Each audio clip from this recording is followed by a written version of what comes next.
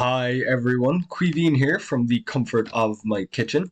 In today's video, we are going to take a look at the moon, particularly at the dark side of the moon. The Chinese Space Agency has recently landed a lander, a probe, on the far side of the moon, what we often call the dark side of the moon. We're going to start, of course, by taking a quick look at the front of the moon before we take a look at the far side. We'll take a look at the side that we're probably a bit more familiar with. I have made a video all about the moon, but it was months and months ago, so I'll have another quick look at it here.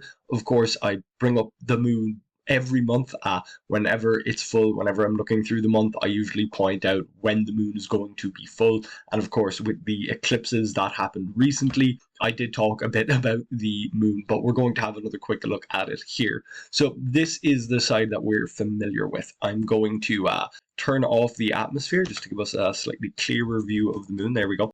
The moon does look very bright. It looks almost white against the black background of space, but the surface of the moon is really a grey colour. Even these areas that look quite white and pale, they are really grey. These darker areas are a lot darker than they appear here as well. We're looking at the moon during the summer, pretty close to the summer solstice by this date, so the sky isn't going to be as dark as it could be. That's going to affect our view a little bit as well. But what we can see and what we're familiar with our side of the moon are the dark areas known as oceans, bays, or seas, depending on their side. So this is an ocean, the ocean of storms, and this is a sea here and here. This is the Sea of Tranquility. This little one is a bay. The Sea of Tranquility, you can spot it with your naked eye looking at the moon whenever the moon is full, or if you're looking at the right half, the first quarter moon, when we're seeing the half over here with the Sea of Tranquility. I normally use a soccer player to find it. I imagine a soccer player on the moon with a head here, a body here, 2 feet, and a football or soccer ball. And the body is the Sea of Tranquility. That's how I normally spot it. We won't look at the front of the moon too much. We're all very familiar with it, and I bring it up regularly. Instead, we are going to go to the sun.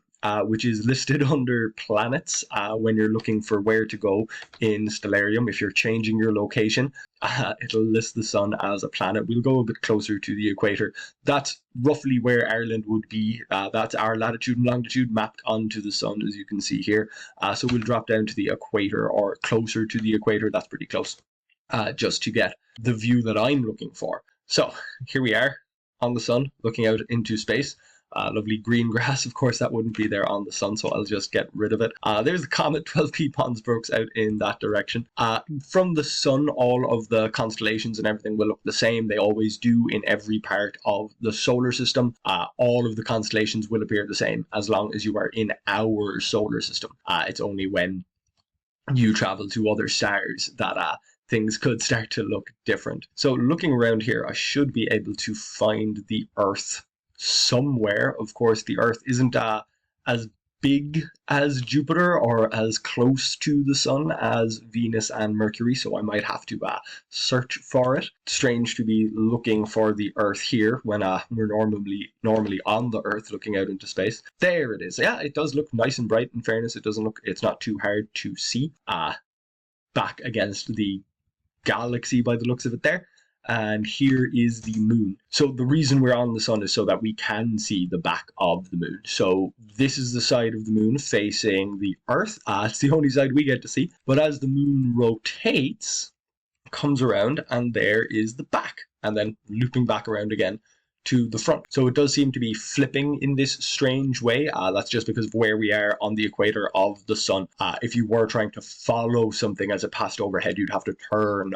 You'd have to turn around to keep doing it. So that can make things look a little bit strange. Of course, it's going to look lit up because we're on the sun. So no matter what we're looking at, we're going to see it fully lit up, and that is a very important point when it comes to the dark side of the moon. The light side of the moon and the dark side of the moon, they all get the same amount of sunlight. The moon takes a month roughly to go around the Earth, so you get 2 weeks where it's facing the sun for any given point on the moon, and then another 2 weeks where it's facing away. We can see here this lunar landscape on the far side of the moon, the dark side of the moon, fully lit up here in daytime, it looks very different. It looks very different to the surface of the moon that we're used to seeing. There's no obvious big lakes or seas here. It's a much smoother looking surface. Because it is the far side of the moon, and we don't get to see it in telescopes, we don't get to see it from the Earth, we do know a little bit less, not much less, but a little bit less about the far side of the moon. We've never been to the far side of the moon. Any lunar missions, any manned lunar missions or crewed lunar missions landed on the near side of the moon, what we think of as the light side. No people have ever been to the far side of the moon. There has now been a couple of landers and a rover to the far side of the moon, thanks to the Chinese Space Agency, but we still don't know loads about it. There is hope that we'll be able to bring back samples from the far side of the moon. One of the reasons probes and landers are sent to the moon is so that samples can be studied there, because getting things back can be pretty tricky. Sending rovers is a lot easier than sending people, because you don't have to worry about bringing them back and carrying enough fuel with you all the way to the moon to launch back from the moon is tough. It's a hard thing to pull off, and it's also hard to automate that process. A human can absolutely hop back into a craft and fly back from the moon. A robot trying to do that on its own, there's so many things that can go wrong. It's a lot harder to pull off. That is the moon as viewed from the sun. So of course we're only going to see it brightly lit up.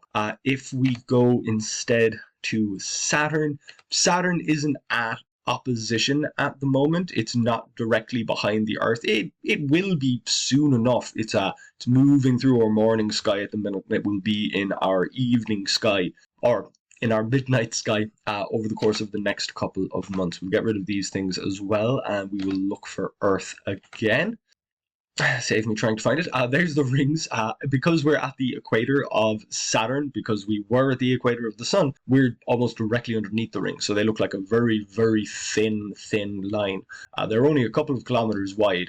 They are much, much broader from inside to outside than they are thick from top to bottom. So here's the moon. And as I mentioned, we're not quite at opposition, or Saturn isn't quite at opposition. Yeah, we're close enough to behind the Earth that we're mostly seeing the moon in darkness. It's just unfortunate that I don't seem to be able to zoom in very closely. But we can see the moon slowly disappearing, presumably because it's not getting lit up by the sun. It'll be in front of the sun if we try and look at it like this. So that, of course, makes the dark side of the moon pretty dark and unobservable. It's best to see the dark side of the moon presumably from the far side of the sun. So let's try going to Mercury. Mercury is pretty much on the, it should be pretty close to the sun at least.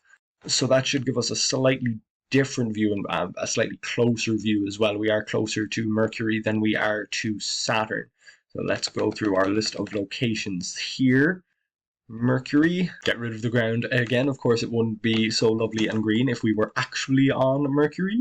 Mercury's surface is pretty grey, quite similar in fact to our moon. So here we go. This might give us a slightly different view. Yeah, we're seeing a little bit of the shadow. It's not quite as overwhelmingly bright as when we were looking at it from the sun. It's going to move in a very different way because we are on Mercury. So when we hop day by day, as you can see by the dates down here, thanks to the incredibly long day on Mercury, things are going to jump around pretty wildly here. But that's not too bad. I'll see if I can move things like this instead. There we go. So we can see from Mercury all sides of the moon. It's really just us here on Earth that are restricted to only seeing one side of it, and we can see the moon appearing to move away there. And we can see, especially if you look along the edge here, the terminator, which really is its name. The terminator is the line between daytime and nighttime on the moon and on any other planet. If you're standing, in dusk, you are on the terminator if the sun is just setting for you. So we can see here as the line of the terminator moves across, I believe this is the ocean of storms, hard to tell when we're looking at this unfamiliar side of the moon. We can see there's not too many craters. It seems pretty flat. But as we come around, we'll start seeing more craters over here. as we're looking at the side of the moon that faces us. And we can see a little bit of almost like a little ring there around the football, that sea just in front of the Sea of Tranquility. As we come back around, I'll go backwards because it looks like the moon is getting closer to Mercury when we move like that. We can see all of these craters lighting up here, loads and loads of small craters. And there is a slightly darker region there that's a little bit smoother. It's hard to see the craters on the moon unless you're looking at them along the Terminator. But one thing we can definitely see there is that there's a lot more craters. And those craters are old. The dark regions of the moon are a newer surface. It's thanks to the moon being punctured when there was still some liquid rock under the surface, and that liquid rock, spilled out, smoothed out the surface, covered up any of the craters. So there's a lot more craters there around the back, and craters can hold interesting information about whatever object crashed into the moon and created the craters. So getting samples from the far side of the moon, being able to land on the far side of the moon where all of those craters are to start with, is pretty tricky. But once you're there could be some interesting things that we might be able to learn about the objects that crashed into the moon. And those objects are often left over from the early solar system. So we might learn something about the composition of the early solar system by checking material on the dark side or the far side of the moon. I hope you enjoyed that video. I hope you enjoyed that hop around the solar system to look at the moon from a few different locations. If we do learn anything interesting from the probes going to the moon, I'll hopefully get a chance to talk about it here. So make sure to subscribe to this YouTube channel and like the video if you enjoyed it. You can also read a little bit of this if you head to my website, queebeanscontent.ie. So thank you for watching, and hopefully I'll see you back here next time.